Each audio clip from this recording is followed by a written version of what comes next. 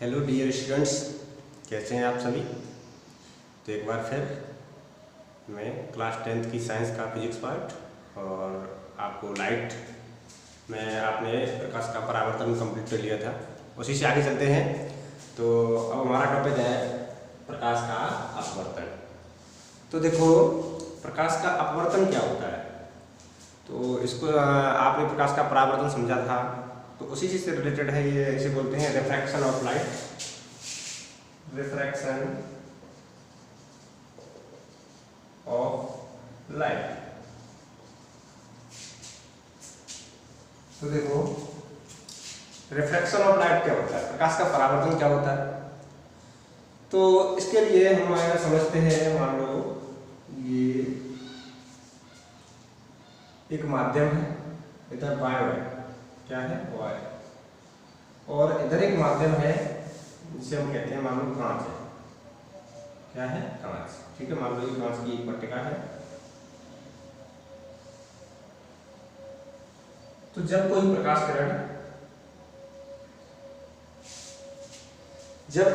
किरण किसी एक माध्यम से दूसरे माध्यम में जाती है, जब कोई प्रकाश किरण एक माध्यम से दूसरे माध्यम में जाती है, तो वह जिस मार्ग में जा रही होती है वहां से थोड़ा विचलित हो जाती है। क्या हो जाता है?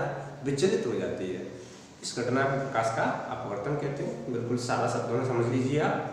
प्रकाश का अपवर्तन क्या है? तो जब कोई प्रकाश किरण किसी एक माध्यम से दूसरे माध्यम में जाती है, तो वह अपने मार्ग से विचलित हो जाती है। इसे प्रकाश का अपवर्तन कहते हैं। देखो, माध्यम क्या है? तो माध्यम आप ऐसे समझ लीजिए कि कोई प्रकाश की किरण जिसमें गति कर रही है, मान लो अभी वायु में गति कर रही है, तो वायु क्या है? वायु एक माध्यम है। कांच में गई, कांच क्या है? एक माध्यम है। जल में गई, जल क्या है? एक माध्यम है। और सारे निर्वात में जहाँ कोई माध्यम नहीं है, निर्वात उसे निर्वात कहते हैं। ठीक है, जैसे और केरोसिन में गई, ग्लिसरीन में गई, अलग अलग, तो ये सारे माध्यम है। क्या है? माध्यम है। ठीक है, तो जब कोई प्रकाश किरण, ये मान लो प्रकाश किरण आ रही थी, ठीक है,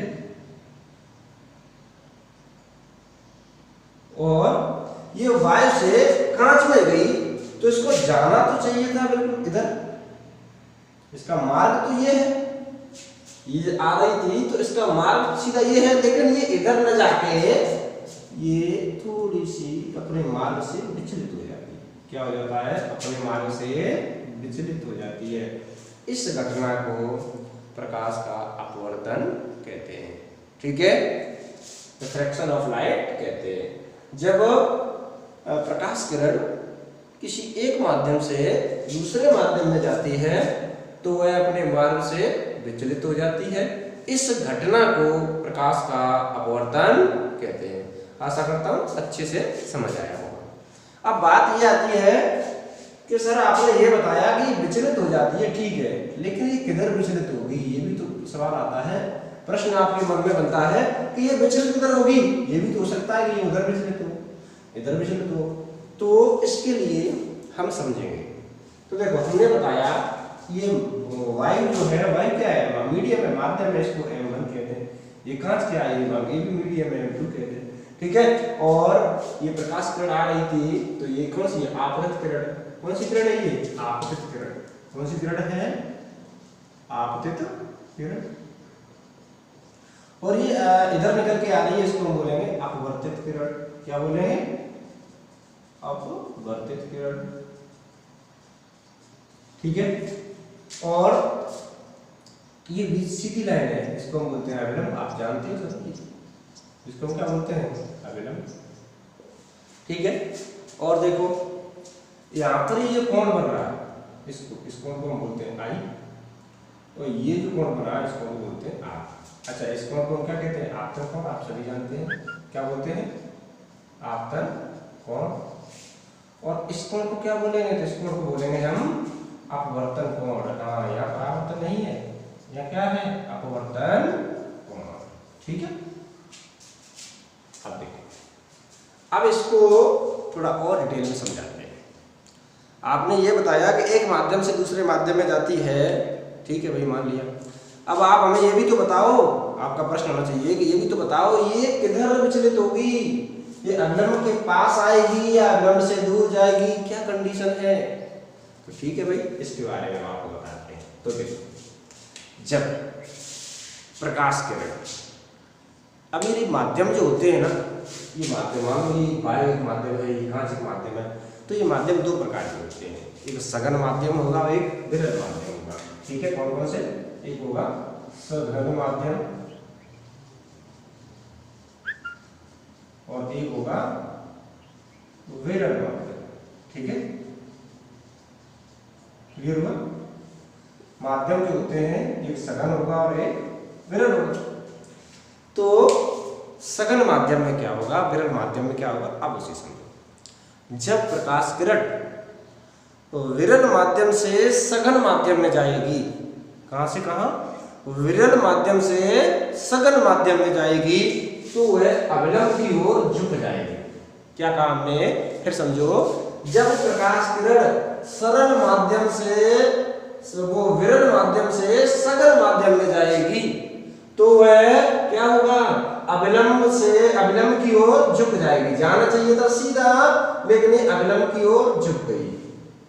समझ में आया। कब झुकी, जब ये वाला माध्यम कैसा हो, ये माध्यम हो विरल और ये माध्यम हो सघन। क्लियर हुआ, ये विरल होना चाहिए और ये सघन होना चाहिए। अगर विरल माध्यम से सघन माध्यम में प्रकाश किरण जाती है, तो वह अभिलंब की ओर झुक जाएगी। क्या हो जाएगी, झुक जाएगी। क्लियर। और यदि ऊपर वाला माध्यम सघन है और नीचे वाला माध्यम विरल है, तो प्रकाश किरण अभिलंब से दूर हट जाएगी, मतलब जिस कंडीशन में आ रही थी उससे दूर भागेगी। कहां भागेगी, दूर भागेगी। कैसे, तो चलो मैं यहां बताता हूं आपको। मान लो ये इधर ऊपर सघन माध्यम है, कैसा माध्यम है, सघन, और नीचे विरल माध्यम है, तब क्या कंडीशन बनेगी। तो देखो तब कंडीशन बनेगी, ये प्रकाश किरण आ रही है, होगी, और ये हमारा अभिलंब है।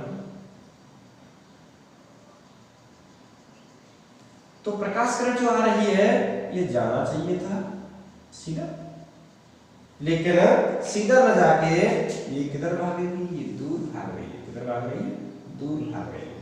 ठीक है, समझ में आया। देखो,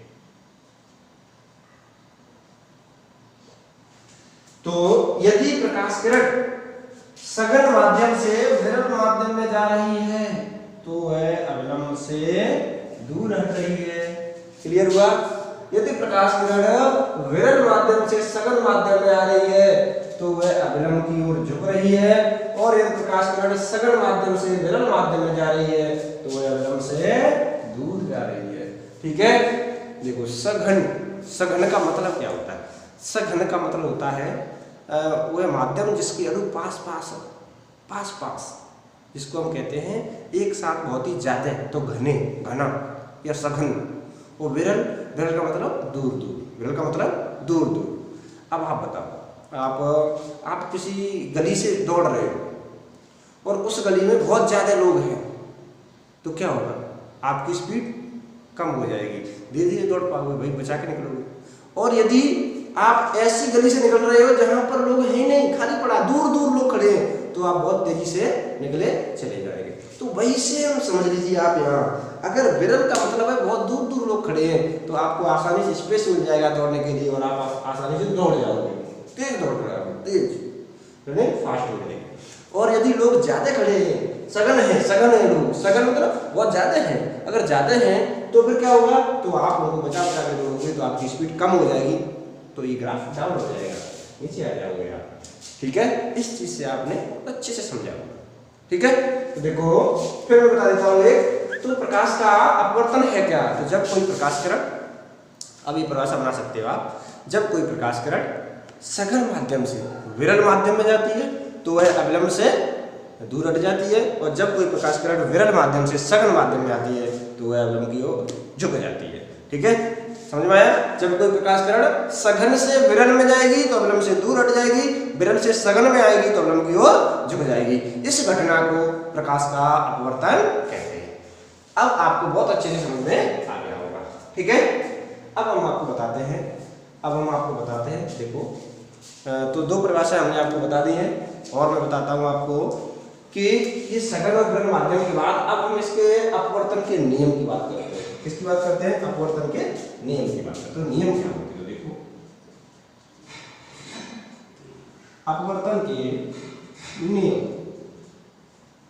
हमने आपको बताए थे, परावर्तन के नियम, वही सेम कंडीशन है अपवर्तन के नियम, ठीक है, रूल्स ऑफ रिफ्रैक्शन।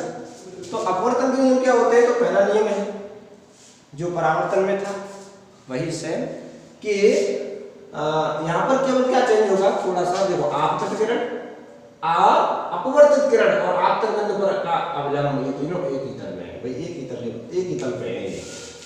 आपको आपतित किरण और अपवर्तित किरण और आपतन बिंदु पर खींचा गया अविलंब, ये तीनों एक ही तल में होते हैं, ठीक है। वहां पर क्या था? आपतित किरण, परावर्तित किरण, यहाँ क्या है? अपवर्तित किरण। ये डिफरेंस आपको समझना है, ठीक है, वरना आप आपतित किरण को परावर्तित किरण में जोड़ दो, परावर्तित को अपवर्तित में जोड़ दो, तो जहां अपवर्तन हो रहा है वहां अपवर्तित किरण आएगी, जहां परावर्तन हो रहा है वहां परावर्तित किरण आएगी। इस चीज का ध्यान रखना, ठीक है। तो यहाँ हम क्या कर रहे हैं? यहाँ हम अपवर्तन कर रहे हैं, तो आपतित किरण, अपवर्तित किरण और आपतन बिंदु पर खींचा गया अविलंब, तीनों एक ही तल में होते हैं। ये है आपका पहला नियम, ठीक है। दूसरा नियम क्या है? तो देखो दूसरा नियम क्या है? दूसरा नियम है कि किन्हीं दो माध्यमों के लिए एक ही रंग के प्रकाश के लिए, समझो, किन्हीं दो माध्यमों के लिए, एक माध्यम ये है और एक माध्यम ये है, एक सघन है एक विलंब है, तो किन्हीं दो माध्यमों के लिए एक ही रंग के प्रकाश के लिए, ऐसा क्यों कह रहे हैं? क्योंकि जो प्रकाश है उसकी तरंगदैर्घ्य अलग अलग होती है। प्रकाश में अलग अलग रंगों की, देखो प्रकाश जो हमारा है वो एक रंग से नहीं मिलकर बना है। श्वेत प्रकाश में मुख्यतः 7 रंग पाए जाते हैं, ठीक है, हालांकि उससे ऊपर नीचे भी कई हैं, लेकिन मुख्यतः जो विजिबल है वो है, तो उनकी तरंगदैर्घ्य अलग अलग होती है। तो हम यहाँ बात कर रहे हैं किसी एक ही प्रकाश का रंग, ठीक है, एक ही रंग का प्रकाश। तो हम यहाँ बता रहे हैं आपको कि एक ही रंग के प्रकाश के लिए किन्हीं दो माध्यमों के लिए, कोई दो माध्यम है और एक ही रंग का प्रकाश हम भेज रहे हैं, तो किन्हीं दो माध्यमों के लिए एक ही रंग के प्रकाश के लिए आपतन कोण की ज्या, आपतन कोण मतलब आई क्या है? ये आपतन कोण है, आपतन कोण की ज्या मतलब समझते हैं, ज्या को अंग्रेजी में कहते हैं साइन। आपने साइन कोस टेन जानते हो, इनकी हिंदी क्या होती है? तो साइन की हिंदी होती है ज्या, ठीक है। तो आपतन कोण की ज्या का मतलब हो गया साइन आई, और अपवर्तन कोण की ज्या, अपवर्तन कोण की ज्या क्या है? Sine R, sine R. अपवर्तन कोण आर है, आपतन कोण आई है, तो साइन आई और साइन आर का अनुपात, इनका अगर अनुपात कर दें तो एक नियतांक होता है। क्या होता है? नियतांक। ये है आपका दूसरा नियम, समझ लीजिए, ठीक है। दूसरा नियम क्या है? समझ लीजिए, किन्हीं दो माध्यमों के लिए एक ही रंग के प्रकाश के लिए आपतन कोण की ज्या तथा अपवर्तन कोण की ज्या का अनुपात एक नियतांक होता है, ठीक है। समझिए दूसरा नियम क्या है? फिर समझ लीजिए, पहला नियम क्या है? तो आपतित किरण, अपवर्तित किरण और आपतन बिंदु पर खींचा गया अविलंब तीनों एक ही तरह में होते हैं। दूसरा नियम क्या है? एक किन्हीं दो माध्यमों के लिए एक ही रंग के प्रकाश के लिए आपतन कोण की ज्या, अपवर्तन कोण की ज्या का अनुपात एक नियतांक होता है। आपतन कोण क्या है? आई की ज्या, ज्या मतलब साइन, तो आई की साइन क्या होगा? साइन आई। अपवर्तन कोण की ज्या, अपवर्तन कोण क्या है? आर का ज्या क्या होगा? Sine R. इनका अनुपात मतलब साइन आई बटे साइन आर एक नियतांक होता है, तो साइन आई बटे साइन आर बराबर नियतांक, ठीक है। आप इन चीजों को नोट कर लेंगे और वापस फिर पढ़ेंगे, फिर दोहराएंगे और ये वीडियो रिपीट करेंगे, आपको ये बहुत अच्छे से समझ में आ जाएगा, ठीक है। तो ये दोनों नियम आपको सही से समझ में आए होंगे। देखो फिर मैं एक बार रिपीट कर देता हूँ, अपवर्तन के नियम क्या है? तो समझ लीजिए, आपतन कोण की ज्या, अपवर्तन कोण की ज्या, ज्या का मतलब साइन, ठीक है। आपतन कोण की आई है, आई का साइन करेंगे साइन आई, अपवर्तन कोण आर है तो आर का साइन करेंगे साइन आर, तो साइन आई और साइन आई के और साइन आर का अनुपात करते हैं, क्या करते हैं? अनुपात को बटे कर देते हैं, भाग कर देते हैं, तो साइन आई बटे साइन आर क्या है? नियतांक होता है, ठीक है। इसको हम स्नेल का नियम भी कहते हैं। इसे हम क्या कहते हैं? स्नेल का नियम, या इसे स्नेल का नियम कह दिया जाए या इसे अपवर्तन के नियम, अपवर्तन का दूसरा नियम कह दिया जाए, एक ही बात है। ठीक है,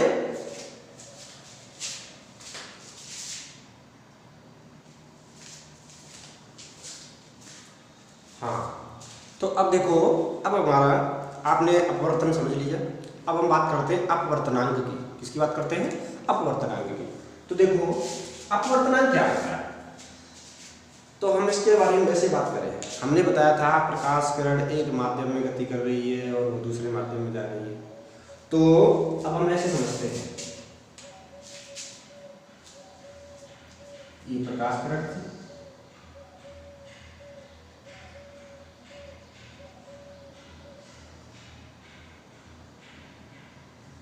और ये मान लो ये सघन माध्यम है और ये विरल माध्यम है, तो ये क्या होगा? विलंब से दूर रख देंगे। ठीक है, ये कोण आई है और ये कोण आर है। तो अब हम ये देखते हैं कि ये प्रकाश किरण पहले माध्यम में गति कर रही थी, दूसरे माध्यम में गति कर रही है, तो ये कुछ ना कुछ इसका वेग होगा। ये चल रही है तो किसी न किसी वेग से चल रही होगी। ठीक है, मान लो हमने ये देखा कि ये सघन माध्यम चल रही थी v1 वेग से। किससे चल रही थी?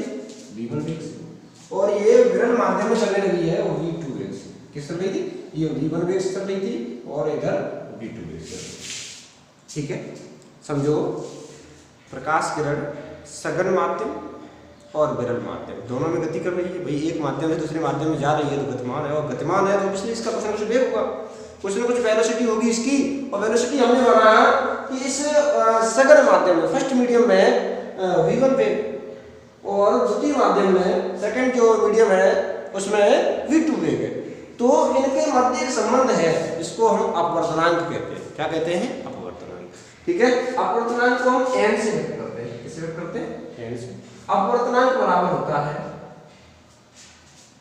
पहले माध्यम में y के साथ बटे दूसरे माध्यम में y के साथ। अगर हम ये कहें कि हमें अपवर्तनांक ज्ञात करना है तो ये माध्यम एक है मीडियम 1 और ये है मीडियम 2। तो अपवर्तनांक हम ज्ञात कर रहे हैं, जैसे हमने ये कहा 1 और 2, अर्थात n1 2 का मतलब है कि अपवर्तनांक पहले माध्यम के सापेक्ष दूसरे माध्यम का, पहले माध्यम के सापेक्ष दूसरे माध्यम का अपवर्तनांक ज्ञात कर रहे हैं। तो ठीक है, हम क्या करेंगे? देखो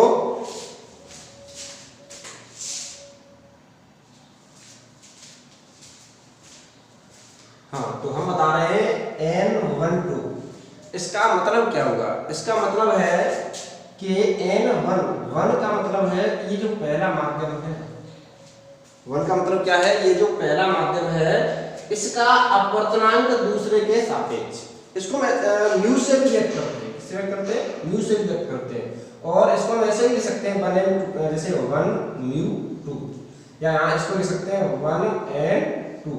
ठीक है, एक ही बात है। आप इसको अब कैसे समझेंगे? इसको याद रखने के लिए बार बार भूलने की कोशिश ना हो, याद आ जाएगा। देखो आगे जो लिखा है ये 1 इसका अपवर्तनांक है और दूसरे के सापेक्ष। समझ में आया? पहले का अपवर्तनांक दूसरे के सापेक्ष, तो पहले वाला आगे n2, अर्थात इस 1n2 का मतलब है कि पहले माध्यम का अपवर्तनांक और दूसरे माध्यम के सापेक्ष। तो इसको हम लिखेंगे यहाँ बराबर, तो दूसरे माध्यम में y के साथ, दूसरे माध्यम में y की साथ वटे पहले माध्यम में y की चाल। अब हम देखो इसे ऐसे लिख सकते हैं, पहले माध्यम में चाल क्या थी? v1, दूसरे में क्या थी? v2। तो 1n2 बराबर हो जाएगा v2 बटे v1। इतनी बात समझ में आई? इतनी बात क्लियर हुई? देखो फिर मैं बताता हूं क्या है।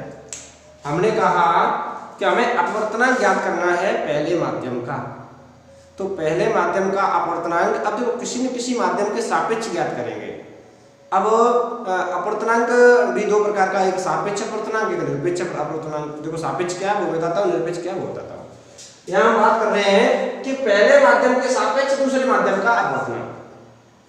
अगर हम ये बात कर रहे हैं कि पहले माध्यम के सापेक्ष दूसरे माध्यम का अपवर्तनांक, तो फिर हम क्या करेंगे, तो हम करेंगे 2n1, अर्थात जिस माध्यम का अपवर्तनांक ज्ञात करना होता है उसको हम आगे रखते हैं, जिसके सापेक्ष ज्ञात करना होता है उसको हम पीछे रखते हैं।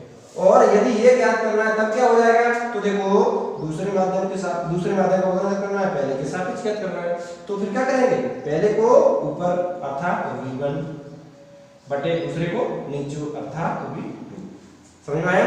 अर्थात कहने का मतलब है कि जिस माध्यम का अपवर्तनांक हम ज्ञात करते हैं उस माध्यम की जो y में, उस माध्यम में जो चार्ज है वो नीचे आएगी, जिसके सापेक्ष ज्ञात करते हैं उसको हम ऊपर रखेंगे। अब हम इसको ऐसे समझ सकते हैं, ये 1 2 आपको थोड़ा कंफ्यूजन कर रहा होगा तो मैं आपको बताता हूँ। मान लो ये माध्यम है एयर और ये है वाटर, क्लियर? मतलब ये वायु है और ये जल है, और हमने यहाँ लिखा कि WNA, अर्थात वायु का W मतलब वाटर, मतलब जल का अपवर्तनांक वायु के सापेक्ष। क्लियर? क्या हमने कहा कि वाटर का अपवर्तनांक किसके सापेक्ष, जल के, मतलब वायु के सापेक्ष। W मतलब वाटर, वाटर का अपवर्तनांक A मतलब एयर, एयर मतलब वायु के सापेक्ष हमें ज्ञात करना है किसका, वायु के सापेक्ष हमें किसका ज्ञात करना है, जल का अपवर्तनांक। तो हमने क्या बताया कि पीछे जो है इसको ऊपर ले जाओ। अब मान लो यहाँ एयर है, एयर में जो वेलोसिटी है वो है VA, और वाटर में वेलोसिटी है जो वेग है वो है VW, तो ये VA और VW, तो पीछे वाला कहाँ जाएगा, ऊपर, ऊपर क्या है V है, ये VA, और नीचे क्या है VW। ये निकल के आया आपका अपवर्तनांक। क्लियर हुआ? अभी नहीं हुआ? चलो एक बार फिर बहुत अच्छे से बताते हैं, ठीक है? देखो अब मैं इन चीजों को बता देता हूं।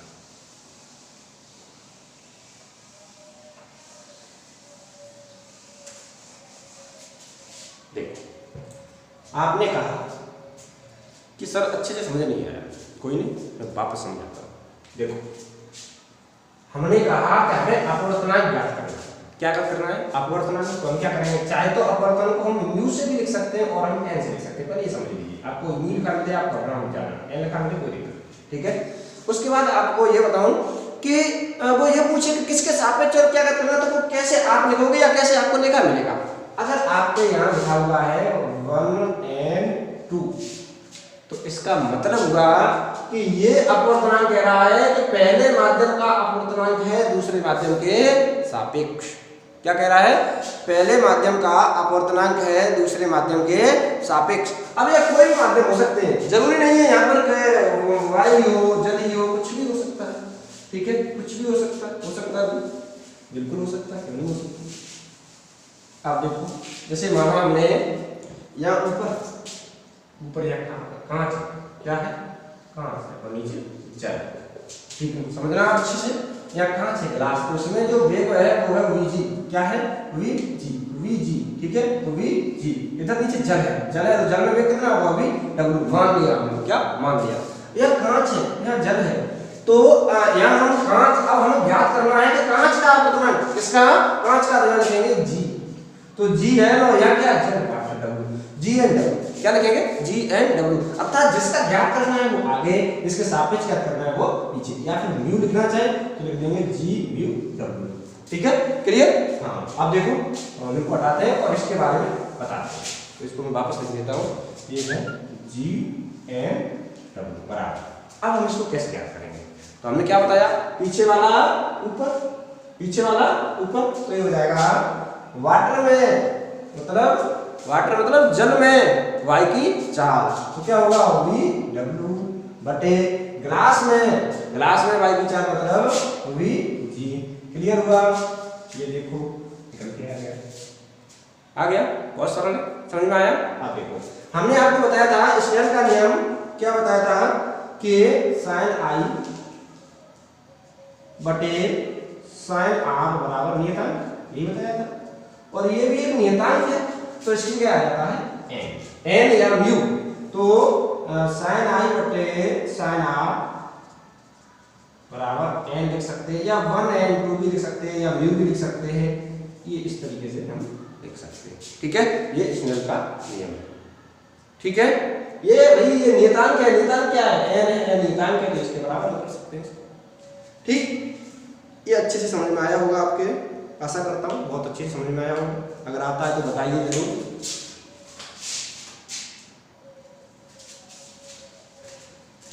हाँ, अब मैं आपको बताता हूँ कि सापेक्ष और निरपेक्ष अपवर्तनांक क्या है। तो सापेक्ष अपवर्तनांक का मतलब है किसी एक माध्यम के सापेक्ष किसी दूसरे माध्यम में का अपवर्तनांक ज्ञात करना है। निरपेक्ष का मतलब होता है पहला माध्यम वायु हो, क्या हो, वायु। निरपेक्ष अपवर्तनांक मतलब किसी एक माध्यम वायु के सापेक्ष अगर किसी दूसरे माध्यम का अपवर्तनांक ज्ञात कर रहे हैं तो हम निरपेक्ष अपवर्तनांक कहते हैं। क्यों? क्योंकि वायु का जो अपवर्तनांक है वो एक होता है। कितना होता है? एक। ठीक है, तो आशा करता हूँ आपको आज की क्लास बहुत अच्छी लगी होगी। अगर अच्छी लगी है तो आप जरूर लाइक, कमेंट और शेयर कीजिए और हमें बताइए, जिससे हमें पता चले कि आपको ये चीज़ें समझ में आ रही है। अगर नहीं आती हैं तो आप लिख के भेजिए, कमेंट कीजिए, जिससे हमें पता चले कि आपको ये चीज़ समझ नहीं आ रही है और मैं उनको अगली वीडियो में एक्सप्लेन कर सकूँ। ठीक है, जय हिंद, जय भारत।